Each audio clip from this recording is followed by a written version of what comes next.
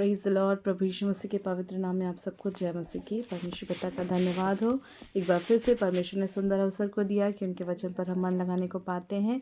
प्रभु आप सबको बहुत आयत की आशीष दे। मैं विश्वास करती हूँ कि आप सचमुच में प्रतिदिन प्रभु में बढ़ते चले जा रहे हैं। मेरी ये दुआ है कि निरंतर आप परमेश्वर के वचन को थामे रहें और परमेश्वर के वचन में बढ़ते चले जाएँ।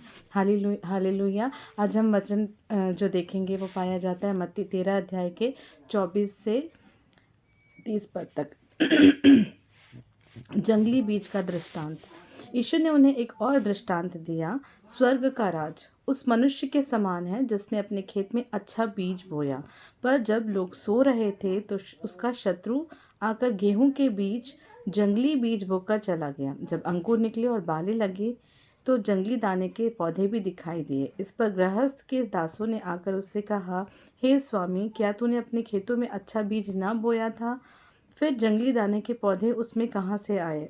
उसने उनसे कहा, यह किसी शत्रु का काम है। दासों ने उससे कहा, क्या तेरी इच्छा है कि हम जाकर उनको बटोर लें? उसने कहा, नहीं, ऐसा ना हो कि जंगली दाने के पौधे बटोरते हुए तुम उनके साथ गेहूं भी उखाड़ लो। कटनी तब दोनों को एक साथ बढ़ने दो, और कटनी के समय में काटने से वाले से कहूँगा कि पहले जंगली दाने के पौधे बटोर कर जलाने के लिए उनके गट्ठे बना लो और गेहूं को मेरे खत्ते में इकट्ठा करो। Praise the Lord. आज हम मनन करेंगे जंगली बीजों के विषय में। परमेश्वर का वचन बताता है कि जब खेत में अच्छा बीज बोया गया, उसके बाद जब लोग सो रहे थे तो दुष्ट ने आकर उनके मध्य में जंगली बीज बो दिया।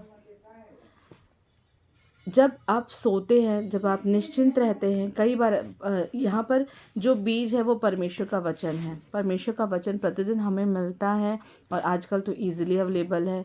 परमेश्वर का वचन हम यूट्यूब से, संगति के द्वारा, अपने पासबान से, हर संडे चर्च में और बहुत सारे सोर्सेस के थ्रू, बुक्स के थ्रू हम वचन को पाते हैं और वह वचन अधिकाई से हमारे हृदय में काम करता है। पर जब हम निश्चिंत अवस्था में रहते हैं और सोए हुए रहते हैं, आत्मिक रूप से जागृत दशा में जब हम नहीं रहते हैं और सब सोए हुए दशा में रहते हैं, तो कई बार दुष्ट आकर अपने जंगली बीज को हमारे मध्य में बो देता है। हालेलुया। हमको अपने कानों को सतर्क रखना है, अपनी आँखों को सतर्क रखना है कि हम क्या देख रहे हैं और क्या सुन रहे हैं। कहीं हम उस जंगली बीज को अपने हृदय में पनपने ना दें, जिसकी वजह से वो जो वचन हमारे मध्य में बोया गया था वो उसको दबा करके और सिर्फ वो बुराई, अंधकार की बातें, दुष्टता की बातें हमारे अंदर पनपने लग जाएं। परमेश्वर का वचन बताता है, जब हम सोए हुए दशा में, जब लोग सो रहे थे तो शत्रु आकर गेहूं के दानों के बीच में जंगली बीज को डालकर चला गया। हमको अपने आप को सतर्क रखना है, क्योंकि ये जंगली बीज जो है, ये शत्रु जो है, ये शैतान है और ये हमारे बीच में गलत चीज़ों को ला करके डाल देता है। किसी के विषय में कुछ कह देगा, किसी की बुराई हमें दिखाएगा, पर हम अपनी आँखों को और अपने कान को सिर्फ परमेश्वर के वचन से जोड़ कर रखें और दुष्ट जो दिखाना चाहता है वो ना देखकर जो परमेश्वर दिखाना चाहता है वो देखें, और उस जंगली बीज को हम अपने अंदर पनपने ना दें। इसलिए परमेश्वर के वचन में लिखा है, निरंतर जागते रहो और निरंतर प्रार्थना में लगे रहो, क्योंकि हमारा जो बैरी शैतान है वो नज़र लगाए हुए कि कब वो हमें फाड़ खाए।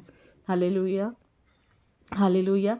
हम अपने हृदय को परमेश्वर के वचन से ऐसे अद्भुत रीति से भर दे और ऐसे जागृत अवस्था में रहें कि दुष्ट किसी रीति से हमारे अंदर में बीज को बोने ना पाए, और हम परमेश्वर के वचन के अनुसार चलने में ही चौकसी करें। और आगे लिखा हुआ है कि वो दोनों साथ साथ बढ़ते जा रहे हैं।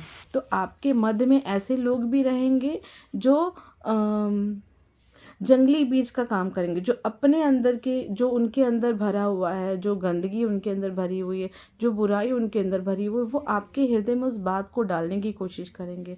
आपको सतर्क रहना है। बढ़ेंगे दोनों साथ साथ।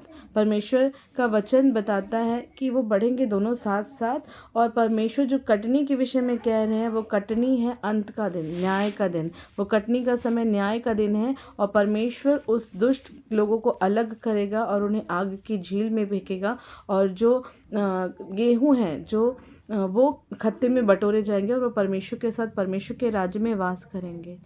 तो हमको अपने हृदय को तैयार रखना कि कोई जंगली बीज हमारे मध्य में ना बोया जाए और हम परमेश्वर के वचन के अनुसार चौकसी करें चलने में और अंत तक धीरज से अपने विश्वास को थामे रहें, ताकि हम उस उद्धार के मुकुट को और उस अनंत जीवन को परमेश्वर के राज्य में प्रवेश करने के द्वारा पाएं।